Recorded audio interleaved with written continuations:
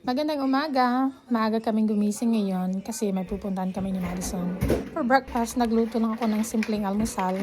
Eggs and sausage lang and then fruits. Dito ko na rin siya pinakain sa baba. Usually sa taas kasi kami kumakain pag weekend.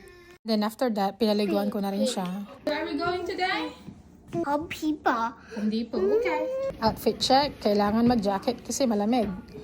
Pasensahan nyo na yung garahe namin kasi magulo. Di ba maayos-ayos kasi magsa-summer na ulit lahat ng mga kailangan sa garden ilalabas ulit kaya yon. And then ito na yung pinaka-exciting part! Grabe mahangin sa labas na ito. Dinig mo yun? Okay, get one. Get one here.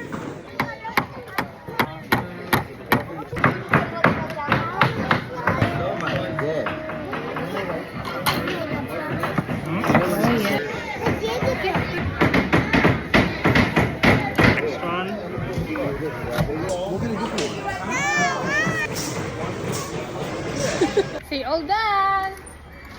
Okay, come.